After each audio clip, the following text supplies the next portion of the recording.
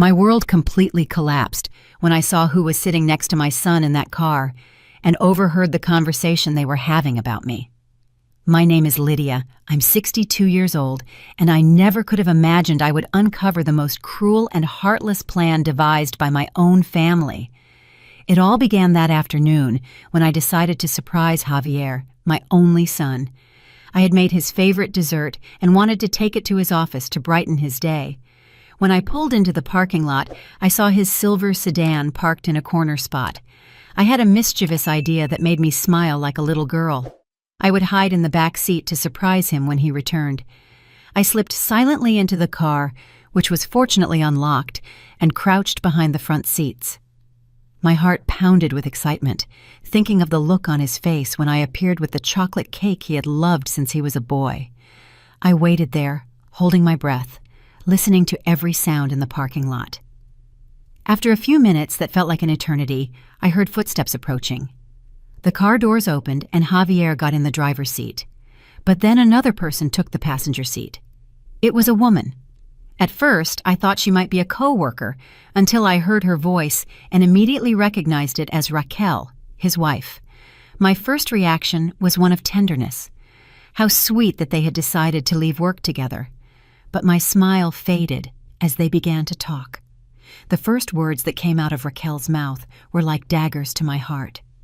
"Are you absolutely sure no one will suspect anything when it happens?" she asked in a cold voice I had never heard before. "Raquel, we've talked about this 1,000 times. The plan is perfect. Mom will have a very natural, very believable accident. No one is going to question it when a woman her age slips on the stairs in her old house," Javier replied in a tone that chilled me to the bone. The air seemed to escape from my lungs. I couldn't be hearing what I thought I was hearing. My son, my only son, the boy I had raised alone after his father died when he was just 8 years old, was planning to kill me. And after the funeral, when everything calms down, we can sell that old house and move into the subdivision we've always wanted. With the $200,000 that property is worth, plus the savings she has put away, we can live like we've always dreamed. Raquel continued with a perverse excitement in her voice. My mind went numb. That house she called old was the place where I had sacrificed everything to give Javier the best life possible. Every room held memories of sleepless nights when he was sick, of birthdays celebrated with little money but lots of love, of afternoons doing homework together at the kitchen table. "Alvin and Patricia are on board, right?" Javier asked, and hearing those names, my heart broke even more. Alvin was my older brother, and Patricia, his wife, were also involved in this diabolical conspiracy. "Of course they are. Your uncle is desperate for the money ever since he lost his job. And Patricia won't stop reminding me that your mother has always been very stingy with them. She says it's time for the family to get what they deserve," Raquel replied with contempt. Stingy. That word echoed in my mind like a painful echo. I had worked cleaning houses since I was 18 to support my son. I had even sold my wedding jewelry to pay for his college tuition. I never bought myself a new dress so he could have everything he needed. "The life insurance is going to help too. That's another $100,000 we'll get with no problems," Javier added.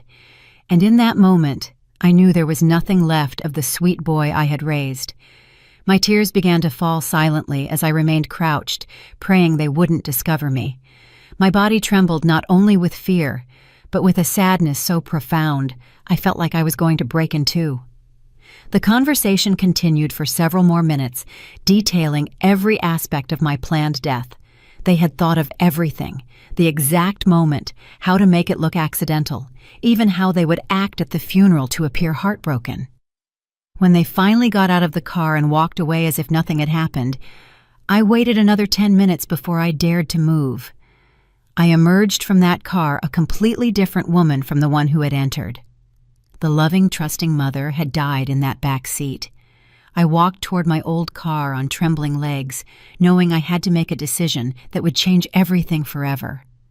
I drove home in a state of complete shock, with tears blurring my eyes and my heart shattered into 1,000 pieces. I couldn't believe what I had heard. My own son, the reason for my existence, wanted to kill me for money. But to fully understand this betrayal, I need to tell you how we got here. Because my story with Javier began 35 years ago when he was born in the midst of absolute poverty. His father, Robert, died in a construction accident when Javier was just 8 years old. He left us with no insurance, no savings, nothing but a small, very old house we had bought with great sacrifice. Overnight, I became a single mother with a child to support and no formal education beyond high school. I started working cleaning houses at the age of 20. I woke up every day at 5 in the morning, made breakfast for Javier, took him to school, and then drove all over the city cleaning offices, houses, apartments, whatever was necessary to bring money home. My hands became rough from the cleaning chemicals. My back bent from carrying heavy buckets, but I never complained. Javier was a bright child, always the best in his class. His teachers constantly told me he had a brilliant future ahead of him, that I had to make sure he went to college. Those words became my life's mission. Every dollar I earned, I saved religiously for his education. When he turned 15, he needed a computer for his school projects. All the other mothers could easily buy them for their children, but for me, it would cost 3 months of work. I sold my wedding ring, the only valuable memento I had of Robert, to buy him that computer. Javier never knew the sacrifice I made, and I never told him because I didn't want him to feel guilty. During his senior year of high school, private universities started sending us information about their law programs. Javier had decided he wanted to be a lawyer, and I was willing to do anything to make that dream come true. The tuition was $20,000 a year, a fortune for a woman like me. I talked to my brother Alvin to ask for his help. He had a good job at an insurance company and lived comfortably with Patricia. I explained the situation to him. I begged him to lend me even a part of the money, promising to pay it back with interest. His response was cruel and direct. "Lydia, I can't risk my savings on your son's impossible dreams. He should get a job and forget about those fantasies of becoming a professional."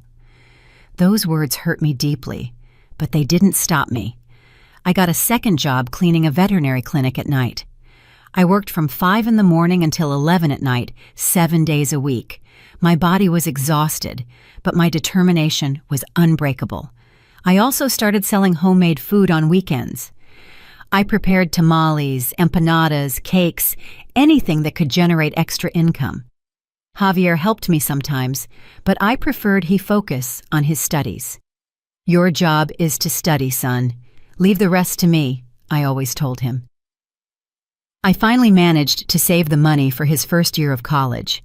The day I accompanied him to enroll, I cried tears of happiness seeing his name on the official documents. My son was going to be a lawyer.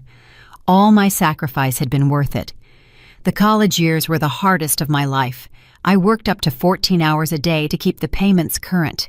There were months when I barely had money to eat, but I always made sure Javier had everything he needed: books, supplies, money for social outings. I didn't want him to feel different from his classmates who came from wealthy families. During his junior year, Javier started dating Raquel, a classmate who came from a very well-off family. Her father owned several businesses, and she was used to a luxurious lifestyle I couldn't even imagine. At first, I worried that Javier would feel inferior, but he seemed to be in love and happy. Raquel was always cordial with me, but from the first moment, I felt a coldness in her demeanor. When she came to my house, she observed everything with a critical eye. The old furniture, the walls that needed painting, the small kitchen where I prepared simple meals. She never said anything directly, but her gestures spoke for themselves. After he graduated, Javier got a job at a prestigious law firm. His first paycheck was more than everything I earned in 3 months. I felt proud, but also relieved, thinking I could finally rest a little after so many years of intense work. He married Raquel in an elegant ceremony that cost me my last savings. She had insisted on a wedding appropriate for their social position, and even though the expense left me with no money, I wanted my son to be happy. During the reception, I heard some guests commenting about the groom's humble mother with a certain disdain, but I tried to ignore it. After the wedding, Javier's visits became less frequent.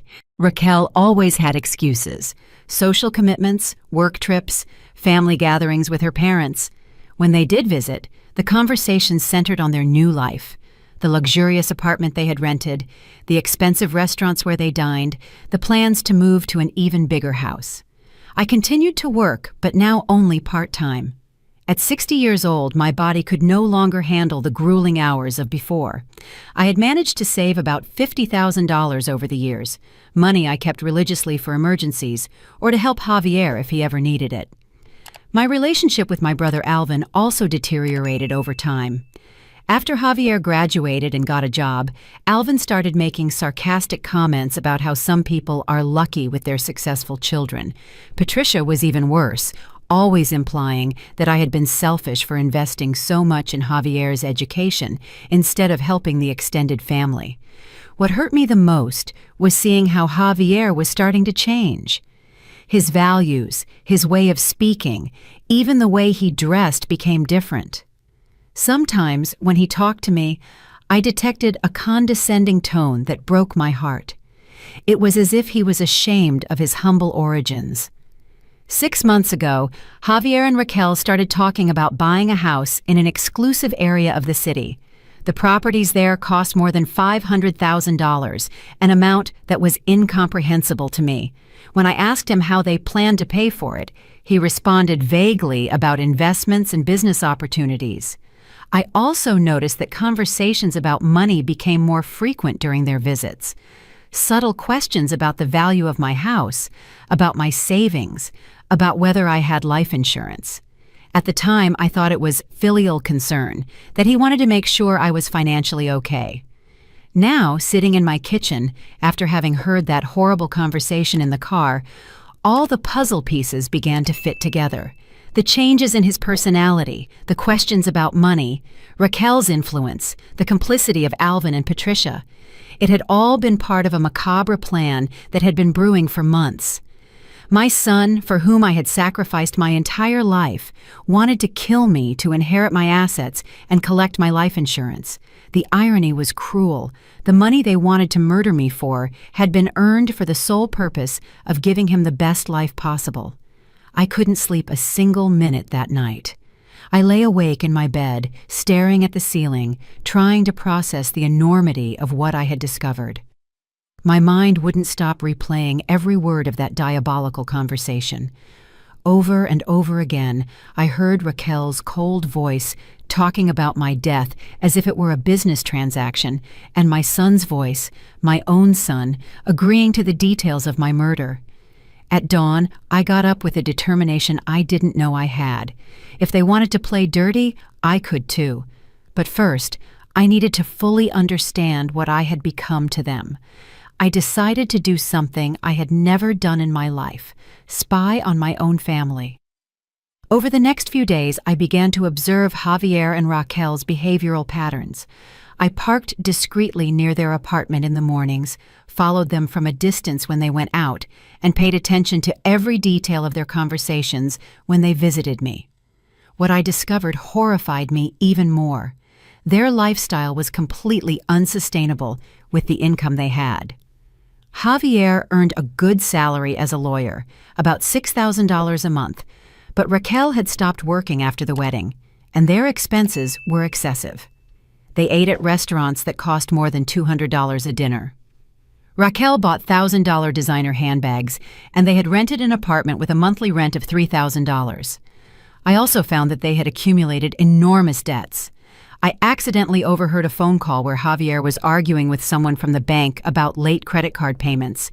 They owed more than $50,000 in loans and cards, and the interest was accumulating quickly. The financial pressure had driven them to desperation, and I represented their only way out.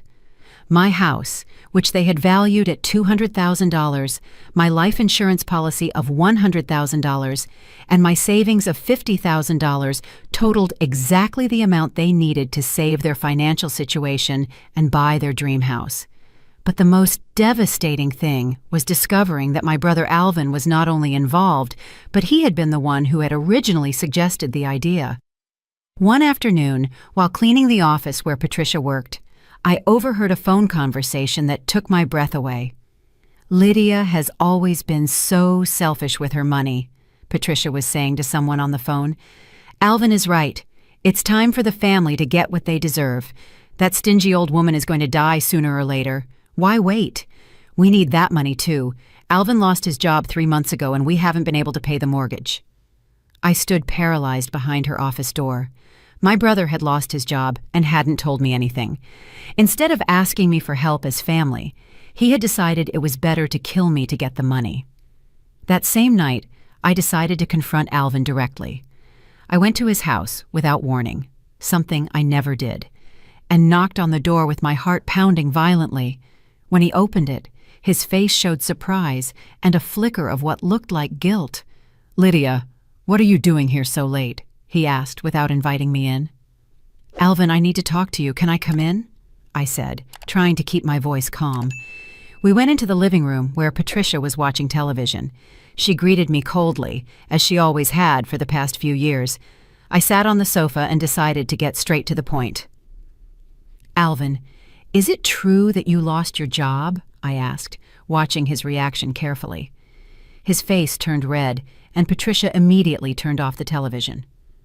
"How did you find out?" he asked defensively. "It doesn't matter how I found out. What matters is that you're my brother and you didn't tell me anything. Why didn't you ask me for help?"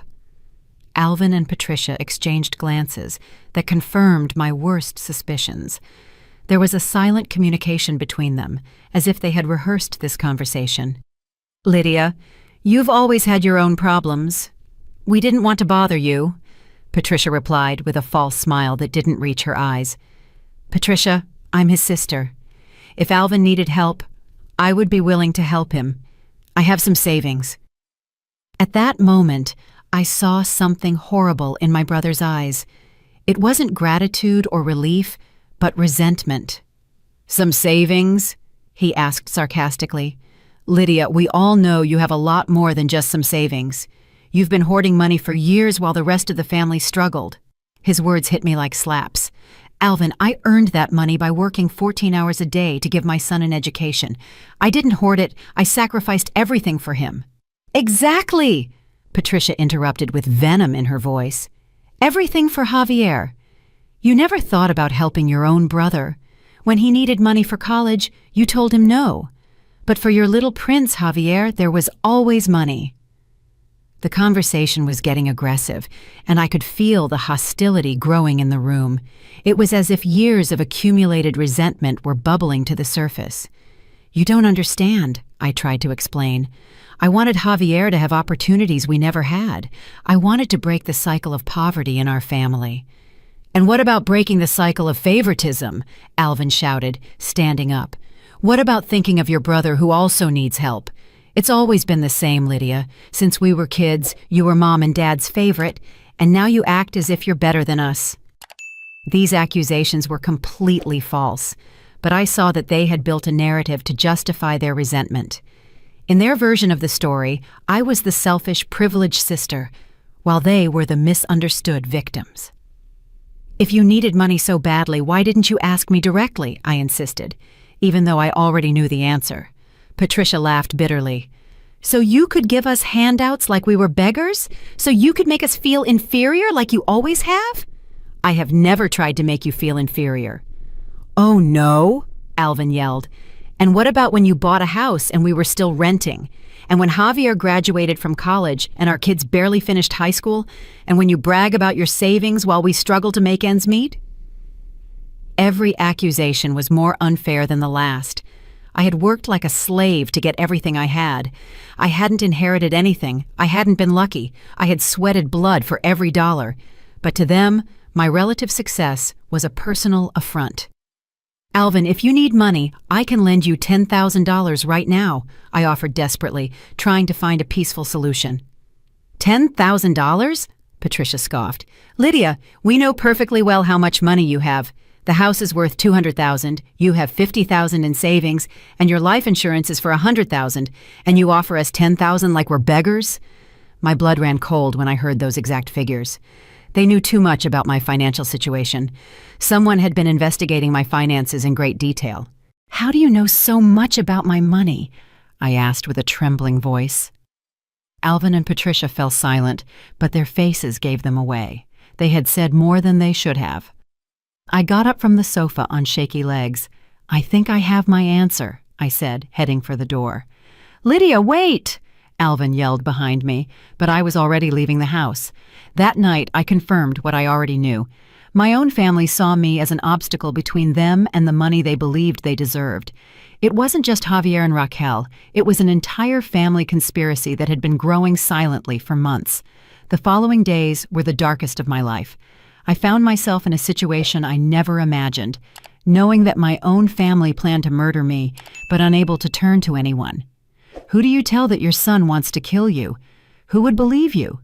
Besides, I had no concrete proof, just a conversation I had overheard hidden in a car. I decided I needed more evidence before taking any action. If I was going to fight them, I had to be completely prepared. I began to document everything: their behavioral patterns, their conversations, their visits, anything that could serve as evidence later.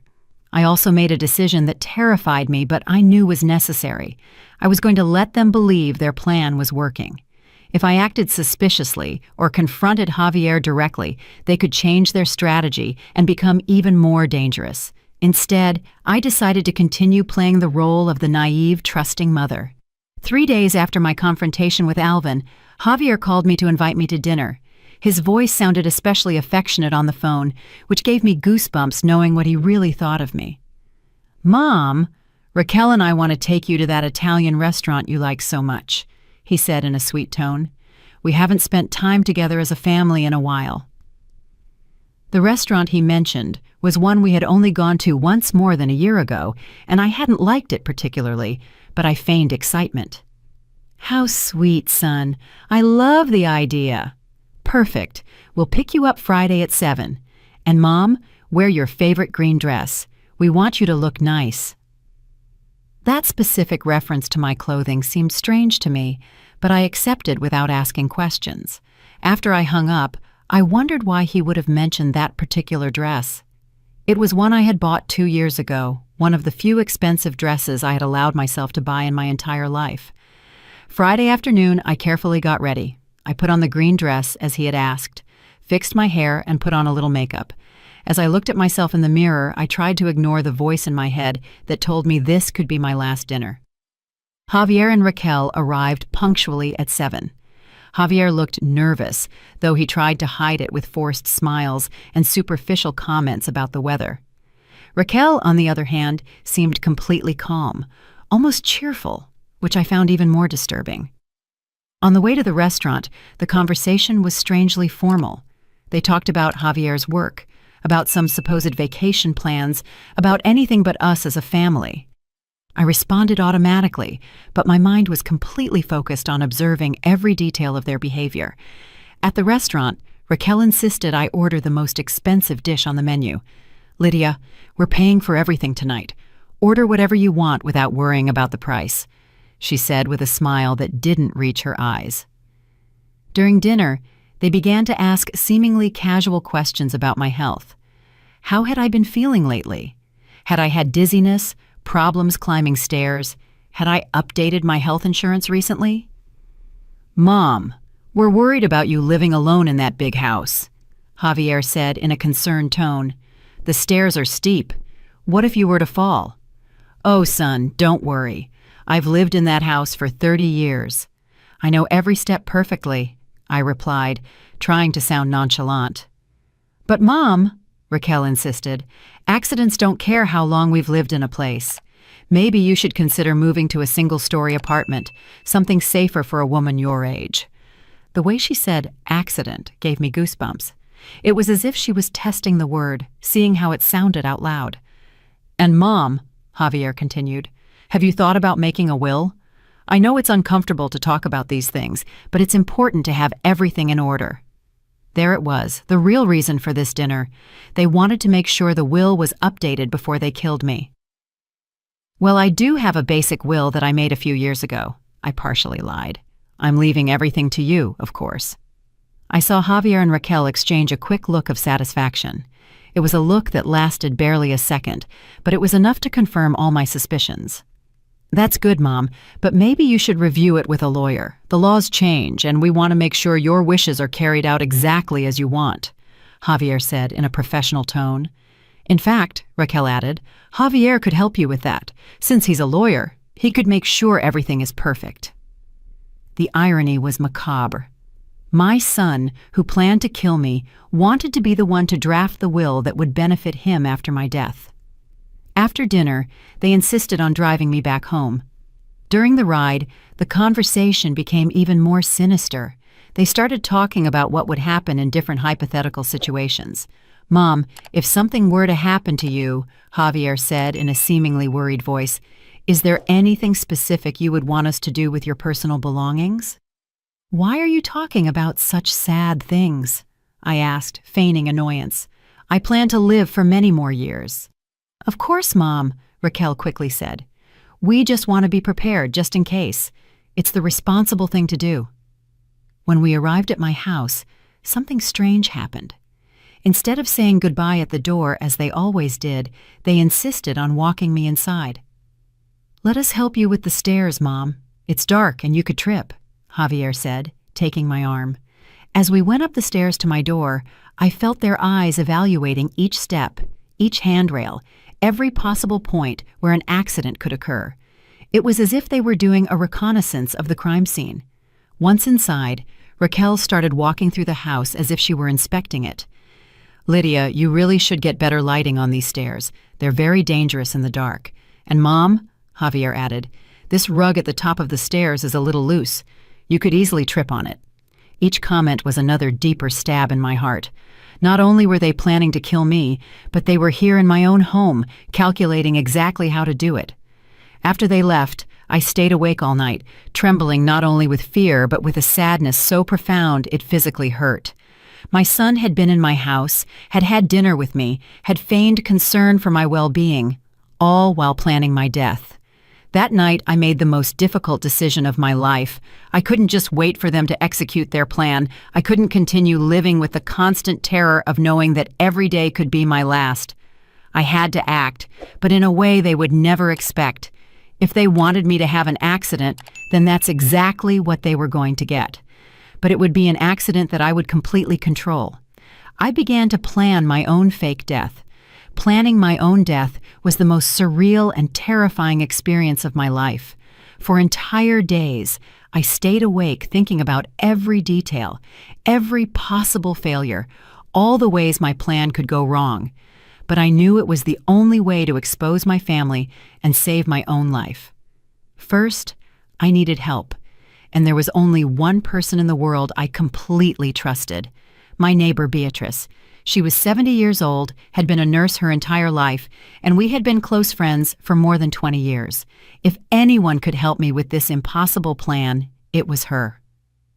One morning, after making sure no one was watching me, I went to her house with my heart pounding violently. When she opened the door, she immediately noticed my agitated state. "Lydia, what's wrong? You look terrible," she said, inviting me in. We sat in her kitchen where we had had coffee hundreds of times over the years. But this conversation would be different from all the others. "Beatrice, what I'm about to tell you is going to sound crazy, but I need you to listen carefully," I began in a trembling voice. I told her everything, from the conversation I had overheard in the car to the sinister dinner, from the confrontation with my brother to the strange visits to my house. Beatrice listened to me in silence, but I saw her expression change from surprise to horror and finally to indignation. "My God, Lydia, this is monstrous," she said, finally taking my hands in hers. "Beatrice, I need your help. I have a plan, but I can't do it alone." I explained my idea to her. I was going to fake my own death in a way so convincing that even the paramedics would believe I had died. Beatrice, with her medical experience, could help me simulate the vital signs of a deceased person for long enough for them to declare me dead and begin the procedures. "Lydia, do you realize how dangerous this is? If something goes wrong, if I don't—" "I'm going to die for real," I interrupted her. "They already have everything planned. It's only a matter of time." Beatrice closed her eyes, thinking intensely. "We would need specific medications. We would have to calculate the exact doses, and the timing would have to be perfect. So will you help me?" She looked at me intently for several seconds that felt like hours. "Yes," she finally said. "But we're going to do it in the safest way possible." Over the next few days, Beatrice and I worked on the details of the plan. She had kept contacts at the hospital where she had worked for decades and was able to discreetly obtain the medications we needed. We also identified the emergency medical technician who would respond to the call, a young man named Ruben who had just graduated and wouldn't have enough experience to detect a sophisticated simulation. The plan was complex but feasible. I would take a specific combination of medications that would reduce my vital signs to almost imperceptible levels. Beatrice would be present to find my body and call emergency services. When the paramedics arrived, she would help guide the evaluation in a way that would confirm my death without them investigating too deeply. After I was declared dead, my body would be taken to the hospital morgue, where a friend of Beatrice's, a pathologist named Dr. Jones, not my brother, had agreed to help us without asking questions. He would falsify the death certificate and allow me to resurrect in private once the effects of the medications wore off. Meanwhile, I would remain hidden in a secret room in Beatrice's basement, watching and recording everything my family did after my supposed death. The most difficult part of the plan was the legal and logistical aspect. We needed to ensure there wouldn't be an autopsy, which meant my death had to look natural and expected for a woman my age. Beatrice suggested faking a heart attack, something common and rarely investigated in older people with no history of previous problems. 2 weeks after we started planning, we decided we were ready. We chose a Sunday afternoon when we knew Javier and Raquel would be at her parents' house for their weekly family lunch. On Sunday morning, I woke up feeling strangely calm. After weeks of constant terror, I was finally going to take control of the situation. I dressed carefully in my favorite yellow dress, fixed my hair, and even put on a little makeup. If I was going to die, I wanted to look dignified. Beatrice arrived at 2 p.m. with a small medical bag. "Are you sure about this, Lydia?" she asked me one more time. "Completely sure." I took the medications under her careful supervision. The taste was bitter and unpleasant, but I tried not to think about it. "How long until it takes effect?" I asked. "Between 15 and 20 minutes. You'll feel drowsy first. Then your breathing will become shallow and your pulse will decrease dramatically. It will be like entering a very light coma." The next few minutes were the longest of my life. Beatrice monitored my vital signs constantly, noting every change in a notebook. Gradually, I began to feel as if I were floating, disconnected from my body. "Lydia, can you hear me?" Beatrice asked. I wanted to answer, but my voice wouldn't come out. I could hear her perfectly, but it was as if I were paralyzed. It was terrifying and fascinating at the same time. "Perfect. Your vital signs are exactly where we need them to be. Now I'm going to call 911. I heard her dial the phone and start to play the most important role of her life. "Please, hurry. I found my neighbor unconscious in her house. I think she's dead. She's not breathing. She doesn't have a pulse. Hurry!" While we waited for the paramedics to arrive, Beatrice carefully positioned me on the floor of my living room, arranging my body in a natural position for someone who had collapsed from a heart attack. "Everything is going to be all right, Lydia," she whispered in my ear. "In a few hours, this will be over, and we'll have all the evidence we need." I heard the sirens approaching, and my heart would have started pounding violently if I had had any control over it. This was the moment of truth. If something went wrong with Beatrice's acting, if the paramedics were more experienced than we expected, if there was some detail we had overlooked, the whole plan would fall apart. The paramedics entered my house with their medical equipment, and from my semi-conscious state, I could hear fragments of their evaluation. 62-year-old female unresponsive. I don't detect a pulse. Respiration is imperceptible. How long has she been like this? "I found her a few minutes ago," Beatrice replied in a broken voice that sounded genuinely distressed. "I came to visit, and the door was open. I found her like this, on the floor." After several minutes of evaluation, I heard the words I had been waiting for and fearing at the same time. "I'm sorry, ma'am. Your friend has passed away. It was likely a heart attack. At this age, it happens very quickly." Officially, Lydia had died. Now began the most difficult part of the plan, observing how my family would react to the news of my death. I woke up in the basement of Beatrice's house, completely disoriented and with a mouth as dry as the desert. The effects of the medications were gradually wearing off, but my body felt heavy and strange. Beatrice was sitting beside me, monitoring my recovery with the same professional dedication she had shown throughout my death. "How do you feel?" she asked, helping me sit up slowly. "Like I was actually dead," I replied in a hoarse voice. "It worked. They officially declared me dead. Perfectly. The death certificate is already signed. Officially, Lydia Monroe died yesterday at 3:45 in the afternoon from a sudden heart attack." The reality of what we had done hit me head-on. I no longer legally existed. I was a ghost, free to observe how my family would react without them knowing I was watching. "Did you call Javier?" I asked, though the question physically hurt me. "Yes, I called him last night after they took you to the hospital. His reaction was disturbing." Beatrice showed me the phone where she had recorded the conversation. With trembling hands, I replayed the audio. "Javier, it's Beatrice, your mom's neighbor. I have some very sad news. Your mother passed away this afternoon." There was a silence that lasted several seconds. When he finally spoke, his voice didn't sound surprised or devastated. It sounded relieved. "Oh my God, what happened?" he asked. But there was something forced about his tone of shock. "It was a heart attack. I found her in her house. The paramedics said it was very quick, that she didn't suffer." "I see. Thank you for calling me, Beatrice. Raquel and I will go to the hospital immediately to take care of everything." "Javier, I'm so sorry. I know how much you loved your mother. Yes, it's a terrible loss. But my mom had been having some health problems lately. I guess it was her time."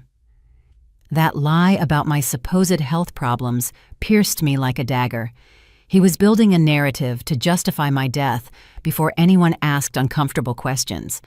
After listening to the recording, I couldn't hold back the tears, the coldness in his voice, the ease with which he had accepted the news, the lie about my health. It all confirmed that they had really been planning my death. "There's more," Beatrice said softly. "I installed hidden cameras in your house before you died. I wanted to capture their reaction when they went to pick up your things." She showed me her laptop, where she had access to the cameras in real time. On the screen, I could see my own living room, empty and silent. It was strange to see my house from this perspective, knowing it was no longer technically my home. "When do you think they'll come?" I asked. "Probably today. People don't usually wait long to go through the belongings of the deceased, especially when money is involved." We didn't have to wait long. Around noon, we heard the sound of keys in the lock of my house. Javier, Raquel, Alvin, and Patricia entered together like a well-coordinated team. What I saw next tore my soul to shreds. There were no tears, no mourning, not even a respectful pause upon entering the house where I had lived for 30 years. They immediately began evaluating my belongings as if they were appraisers at an auction. "Well, finally," Patricia said with obvious relief in her voice. "I didn't think this day would ever come." "Patricia, please," Javier said, but his tone was more of caution than genuine reproach. "We just lost my mom." "Oh, Javier, don't give me the sentimental stuff now. We all know this was necessary," Raquel said, with a coldness that chilled my blood. "Your mother lived her life. Now we can live ours." Alvin was already checking the kitchen cabinets, looking for important documents. "Where do you think she kept the bank papers? We need to find the information for her savings accounts." "Check the desk in her bedroom," Javier suggested. "She was always very organized with those papers." I watched them scatter through my house like vultures, touching my belongings, evaluating their value, planning how they would divide my inheritance. It was like watching my life being torn apart by people who were supposed to love me. Raquel found my jewelry box and began to examine each piece. This gold chain might be worth something, and these earrings, even though they're old, might have some sentimental value for someone. "Sentimental value isn't going to pay the mortgage," Patricia said sarcastically. You'd better focus on what's actually worth money. Javier found my financial documents in the desk drawer, exactly where I had always kept them. Here they are. Savings account at Northwood Bank, $3,000. Checking account, $8,000. And here's the life insurance policy. How much is the insurance? Alvin asked eagerly. $100,000. Sole beneficiary, me. Perfect, Raquel said with satisfaction. With that, plus the savings, plus what we get from selling the house, we'll have enough to buy the new house and pay off all our debts. And we'll get our share, right? Patricia asked in a threatening tone. Of course, Javier replied quickly. As we agreed, a quarter for you. Listening to my family negotiate the division of my inheritance while my body was still fresh in the morgue was more painful than I had imagined. But the worst was yet to come. Alvin found a family photo on my nightstand, one of the few pictures where we all appeared together on a Christmas 5 years ago. Instead of showing any emotion upon seeing it, he threw it in the trash without ceremony. We don't need to keep these sentimental things, he said with disdain. Alvin's right, Raquel confirmed. We need to be practical.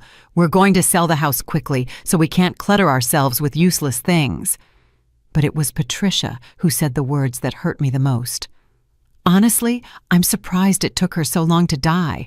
With how stubborn she was, I thought she'd live to be 90 just to spite us. They all laughed. They laughed at me, at my death, at my supposed stubbornness for having lived so long. In that moment, any doubt I might have had about the justice of my plan completely disappeared. Javier took out his phone and started making calls. Morrison Real Estate Agency? This is Javier Ruiz. I need you to come appraise a house for a quick sale. Yes, it's urgent. The owner passed away yesterday. We want it on the market this week.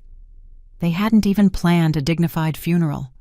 When Raquel asked about the funeral arrangements, Javier replied, simple cremation, no wake, no ceremony. It's cheaper and faster. And if people ask why there was no wake, Alvin asked. We'll tell them it was her last wish, that she wanted something simple and private, Javier replied without hesitation. They were stealing even my dignity in death. There would be no opportunity for my few friends to say goodbye. There would be no recognition of my life of sacrifices. There would be nothing but an anonymous, quick cremation. They spent 3 hours in my house cataloging every valuable object, planning the sale, distributing my belongings as if they were spoils of war. When they finally left, my home had been completely violated. That night, as I watched the recordings over and over again, I made my final decision. It wasn't enough to expose their murder plot. I had to make them pay for every cruel word, for every moment of coldness, for every piece of my life they had destroyed with their greed. Beatrice, I said with determination, I need you to help me with the second part of the plan. What do you have in mind? She asked, although from her expression I could see she already knew it would be something dramatic. I'm going to rise from the dead at the most humiliating possible moment for all of them, and when I do, I'm going to make sure the whole world knows exactly what kind of people they really are. My family believed they had won the lottery with my death. They had no idea that the real lottery was just beginning, and they had bet on the wrong number. The next few days were an emotional roller coaster that took me from the deepest anger to a steely determination I didn't know I possessed.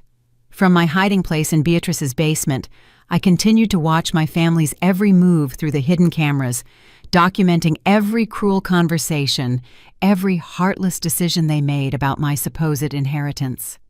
Beatrice had installed more discreet cameras in strategic places: Javier's office, Alvin's house, even in Raquel's car. Her experience as a nurse had taught her to be extremely meticulous, and that meticulousness had transferred perfectly to our spy operation. Lydia, you need to see this, Beatrice told me on the morning of the third day, pointing to her laptop screen. Javier is in his office talking to someone on the phone. In the recording, I could see my son sitting at his desk, talking with a smile that made my stomach churn. Yes, Mr. Davis, I understand it's a fast process for life insurance when the death is due to natural causes. Exactly. A heart attack. No, there was no autopsy.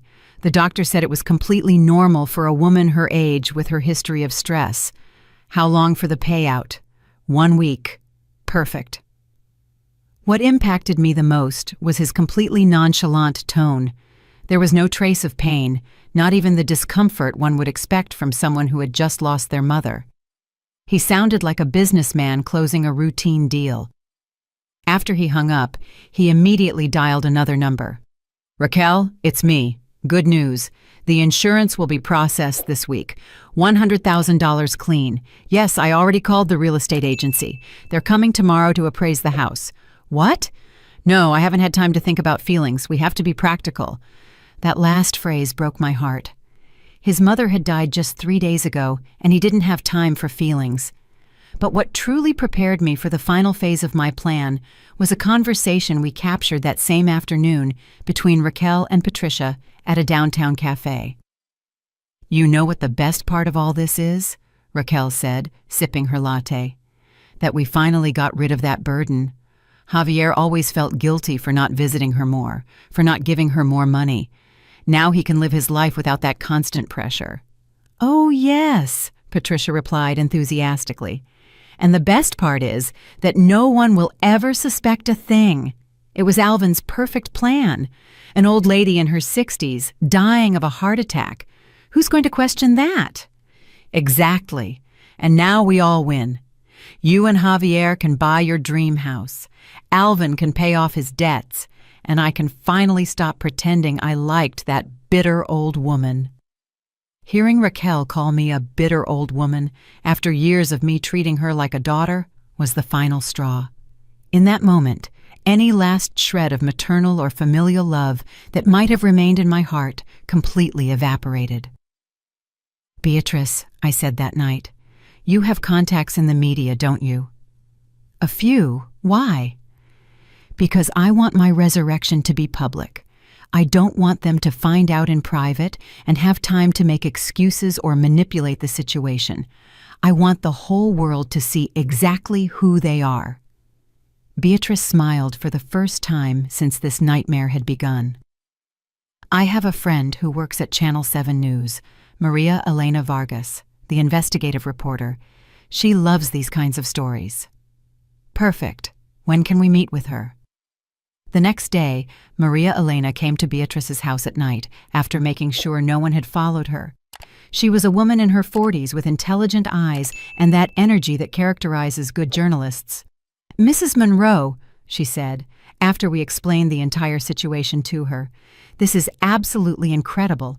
If you have the evidence you say you do, this could be the story of the year." We showed her the video and audio recordings we had compiled over the past few days. I watched her take notes furiously as she listened to my family's conversations, and her expression changed from professional skepticism to genuine outrage. "This is monstrous," she murmured, after watching the recording where Patricia suggested they had been waiting for my death for years. "And they plan to have a meeting to officially divide the inheritance," I added. "Yes," I replied. "Javier once told me that when something happened to any family member, we would have a formal meeting to read the will and distribute the assets. He said it was the civilized thing to do." "When do you think that meeting will be?" she asked. "Probably next Saturday. That's when the whole family is usually available."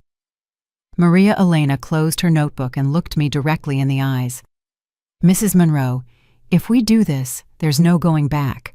Once it airs, your life and your family's lives will change forever." "They already changed forever the day they decided to kill me for money," I replied without hesitation. "Now I want the whole world to know what kind of people they really are." Over the next few days, Maria Elena and her team prepared everything for what they called the most dramatic resurrection in the history of local television. They installed additional cameras in my house, coordinated with the police department to have officers ready to arrest my family for conspiracy, and even contacted a judge to be present during the revelation. The plan was simple but devastating. My family would gather at my house on Saturday afternoon for the official reading of the will. While they were discussing how to divide my inheritance, I would appear at the front door, accompanied by the television cameras, the police, and all the evidence of their conspiracy. On Friday night, Javier called all the family members to confirm the meeting. "Tomorrow at 3 in the afternoon at Mom's house," he told each one. "Bring ID because the lawyer will need to verify who the legal heirs are." That lie about the lawyer enraged me. There was no lawyer. They had just invented that excuse to make the meeting seem more official and legal. That night, I could barely sleep, but it wasn't due to nerves. It was due to anticipation. After days of pain, betrayal, and humiliation, I was finally going to get justice. But more than justice, I was going to get something even more satisfying: the complete truth exposed for the whole world to see. Saturday morning, I got ready carefully. I put on the red dress I had bought for Javier's wedding. I did my makeup as if it were a special occasion and fixed my hair impeccably. If I was going to rise from the dead, I wanted to look absolutely radiant. "Are you ready for this?" Beatrice asked me as she checked the recording equipment one last time. "I've been ready since the moment I heard my son planning my death," I replied with a calm that surprised me. "Today, they're going to find out that Lydia Monroe isn't so easy to kill." Maria Elena arrived with her camera crew at 2 in the afternoon. "The hidden cameras show they're already arriving at your house," she informed me. "Your brother and sister-in-law just got here. Your son and daughter-in-law are parking now." I watched on the screens as my family entered my house for the last time as heirs. They didn't know that in an hour, their lives would turn into a public nightmare from which they would never recover. "Mrs. Monroe," Maria Elena said to me seriously, "in a few minutes, you're going to walk through that door and confront the people who plan to kill you. Is there anything specific you want to say to them?" I smiled for the first time in weeks. "Oh yes, I have a lot to say to them."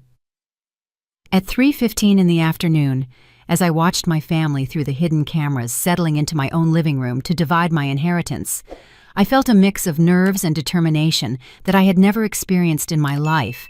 It was as if all the years of sacrifice, humiliation, and pain had concentrated into this definitive moment. On the screens, I could see Javier sitting in my favorite armchair, the same one where I used to read him stories when he was a boy. He had a folder with legal documents in his hands and an expression of satisfaction that made my stomach churn. Raquel was beside him, wearing a new dress that had probably cost more money than I spent on clothes in an entire year. Alvin and Patricia occupied the sofa, and I could see the greed in their eyes as they waited to hear the exact figures of my inheritance. Patricia had even brought a notebook, where she was writing down numbers as if it were a business meeting.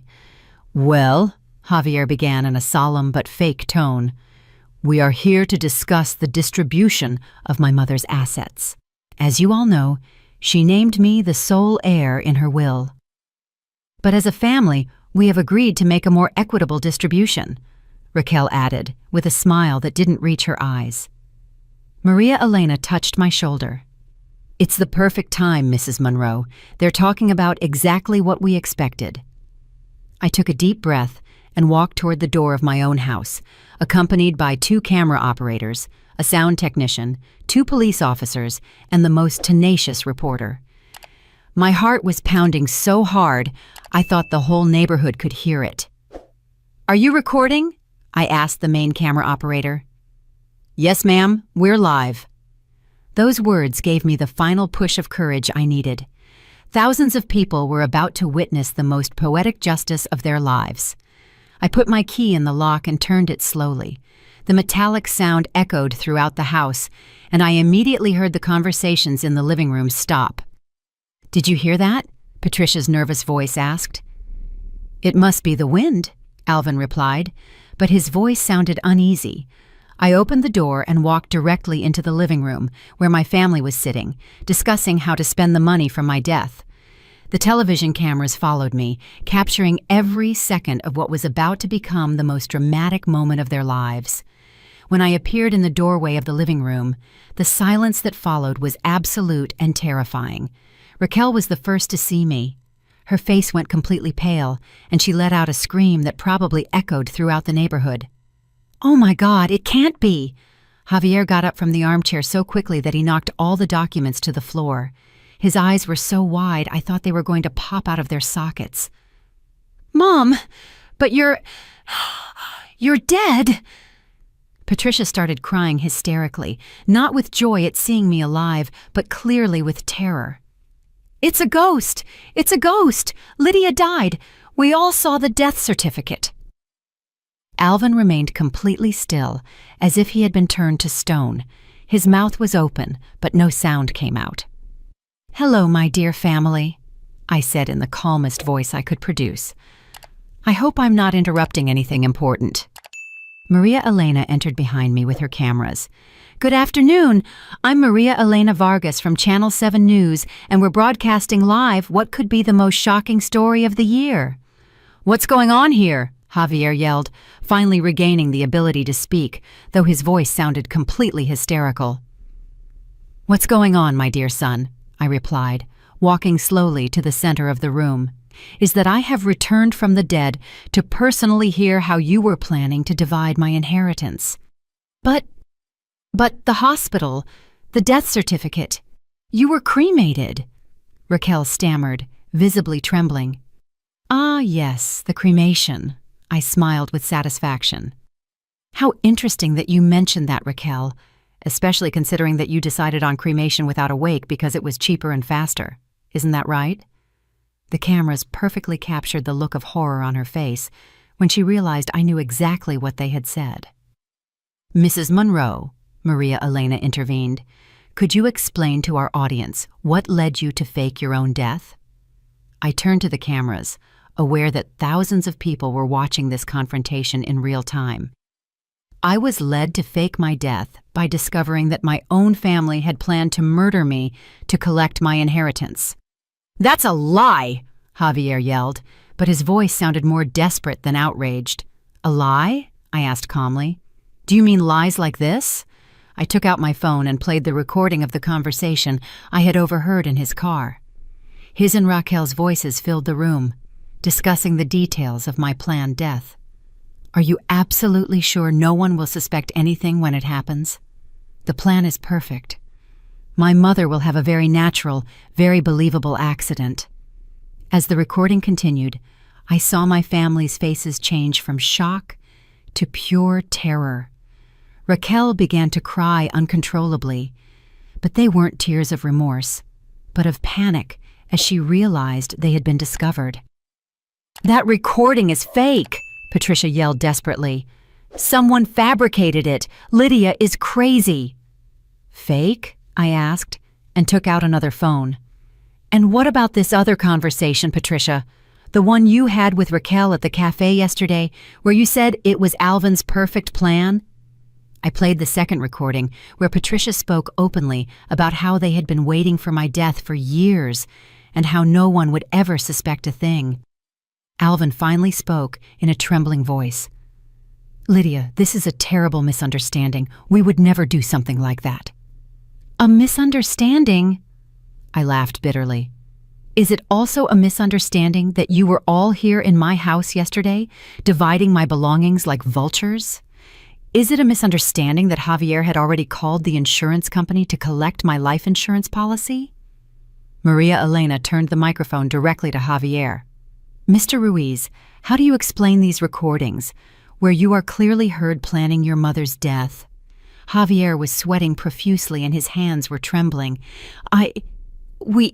This is a conspiracy.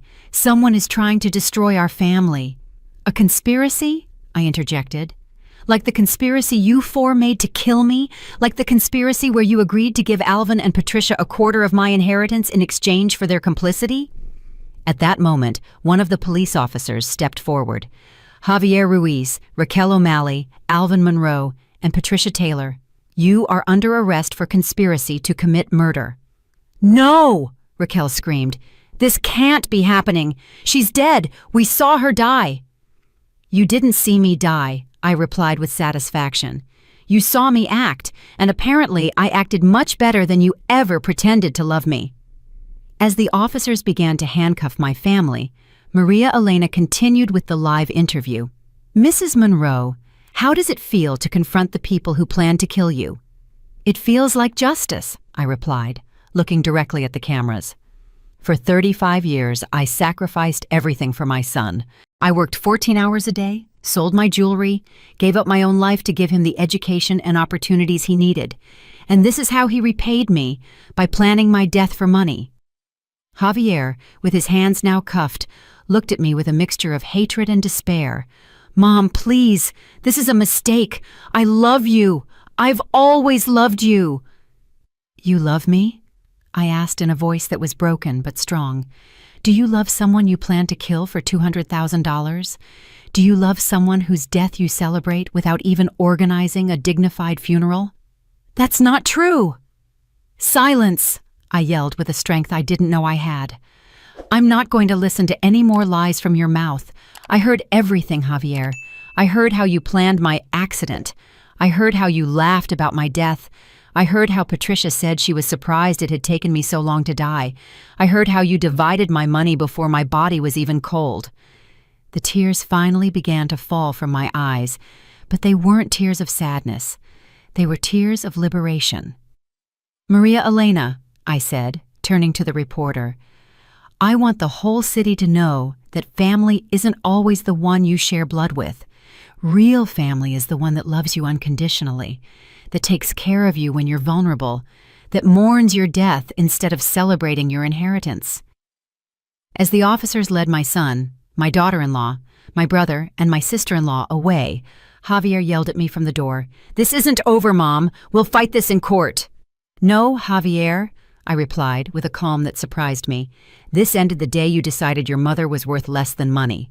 Now you're going to face the consequences of your actions." When the house finally fell silent, Maria Elena closed the live interview.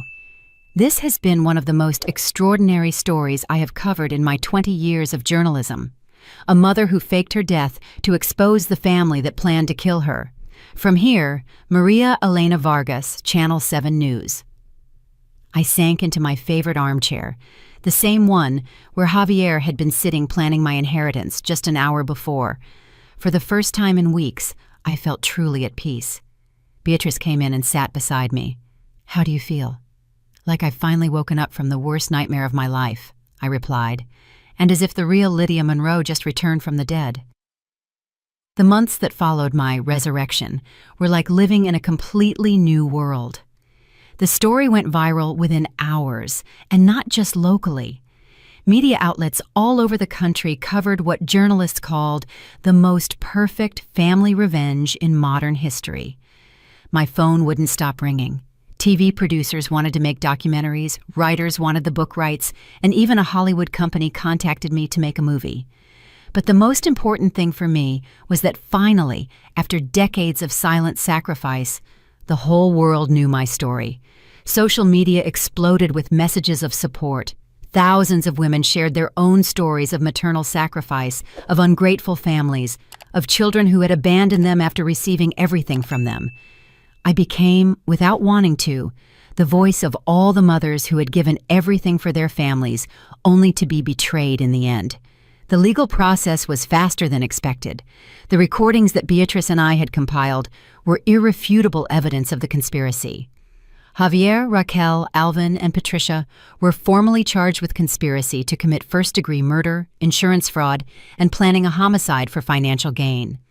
During the hearings, their lawyers tried to argue that the recordings had been obtained illegally, but the judge determined that since it was my own house and my own conversations that had been recorded, there was no violation of privacy.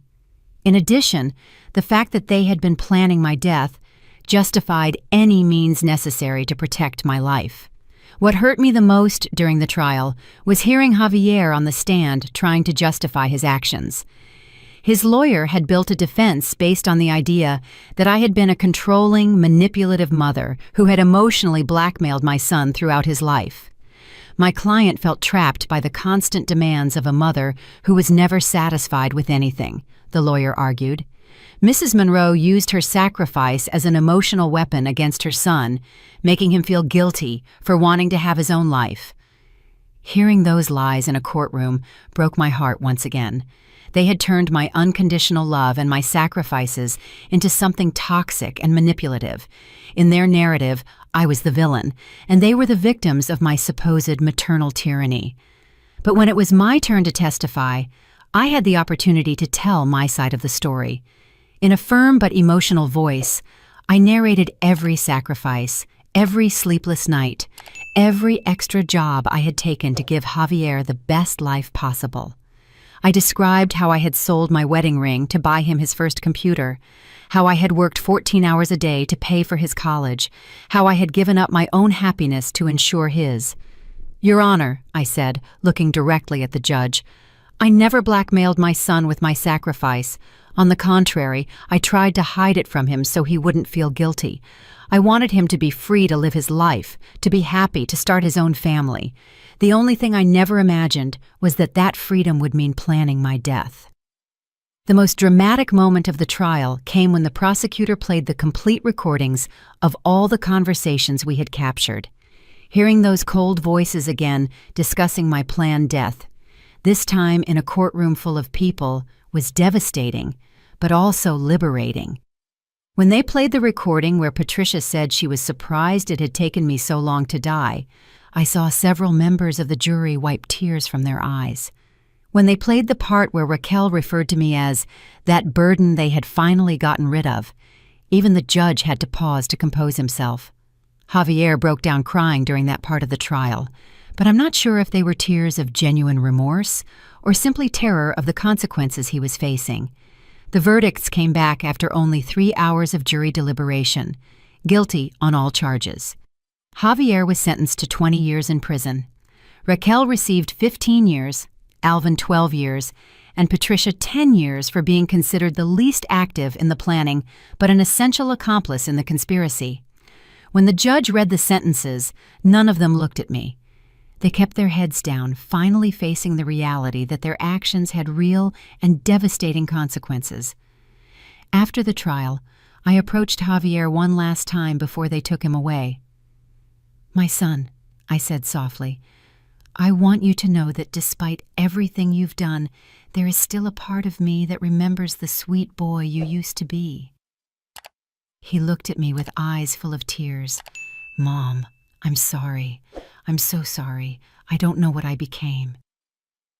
"You became someone who valued money more than his mother's life," I replied sadly. "But maybe these years in prison will give you time to remember who you were before greed consumed you." Those were the last words we exchanged. The following months were about a total reconstruction of my life. I sold the house where I had lived for 30 years. It had too many painful memories, and I couldn't continue living in the place where my family had planned my death. With the money from the sale, I bought a smaller but beautiful house in a quiet neighborhood near Beatrice's home. I also made a decision that completely changed my perspective on wealth and money. I donated most of my savings to a foundation that helps single mothers fund their children's college education. If my money had been what motivated my family to want to kill me, then I would use that same money to do good in the world. With the income from the rights to my story, I established a scholarship fund that bears my name. Every year, 5 working mothers receive full financial assistance to send their children to college. It's my way of making sure that my experience, however painful it may have been, can create something positive. But the most significant change in my life was the discovery of a new family. Through the letters and messages I received after my story went public, I met dozens of people who had gone through similar experiences. Mothers betrayed by ungrateful children, siblings abandoned by greedy relatives, elderly people exploited by their own kin. We formed a kind of chosen family, a support group that met regularly to share stories, celebrate achievements, and remind each other that true love exists, even when it doesn't come from where we expected.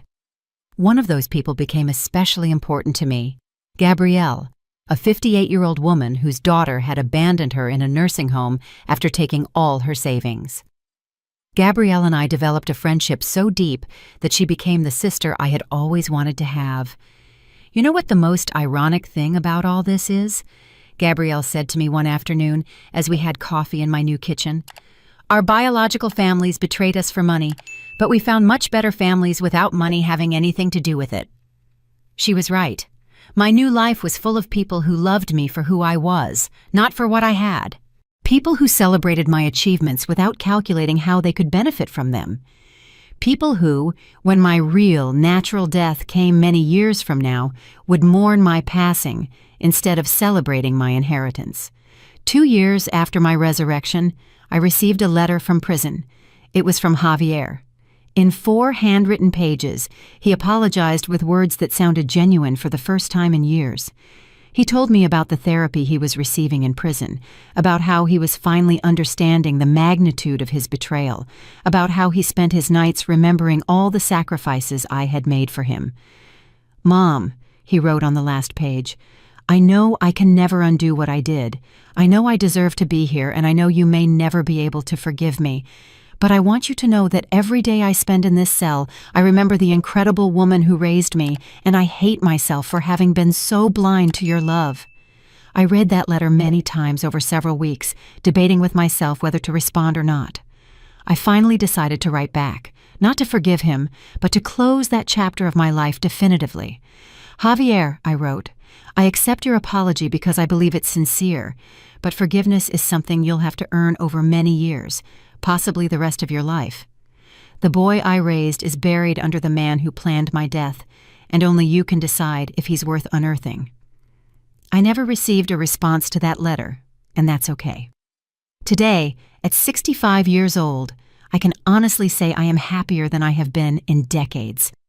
My house is filled with the laughter of my chosen family. My days are busy with meaningful volunteer work, and my nights are filled with genuine peace. Sometimes people ask me if I regret faking my death, if it wouldn't have been better to confront my family in a less dramatic way. My answer is always the same. They chose to betray me in the most dramatic way possible by planning my murder. I simply chose to defend myself using their own medicine. The most important lesson I learned from this whole experience is that true family is not defined by the blood we share, but by the love we choose to give each other. My biological son betrayed me for money, but I found sisters, daughters, and even grandchildren in the people who came into my life after my resurrection. I also learned that it's never too late to start over. At 62, when most people think their lives are already defined, I had the opportunity to be completely reborn. I didn't just fake my death, I faked my rebirth. And finally, I learned that justice sometimes comes in the most unexpected ways. It wasn't a judge or a jury who really punished my family for their betrayal. It was the truth, publicly exposed, that destroyed them. The money they were willing to kill me for became the cost of the lawyers who couldn't save them. Tonight, as I write these last lines of my story, I look out the window of my new house at a garden I planted with my own hands. The flowers I sowed are blooming beautifully, fed not by the bitterness of the past, but by the hope of the future. My name is Lydia Monroe. I'm 65 years old, and this is the story of how I died to truly live. If there is any mother reading this who feels betrayed by the family she sacrificed everything to create, I want you to know that it is never too late to find the love you truly deserve, because in the end, true family is not the one that gives us life, but the one that makes it worth living. Did you like my story, and which city are you listening from? Let's meet in the comments. If you liked the story, you can support me by sending a super thanks so I can keep bringing more stories like this. Thank you so much for your sweet support. I'm looking forward to your comments on the story. On the screen, you can see 2 new life stories that I highly recommend. There's so much more on my channel. Don't forget to subscribe. See you in the next life story with love and respect.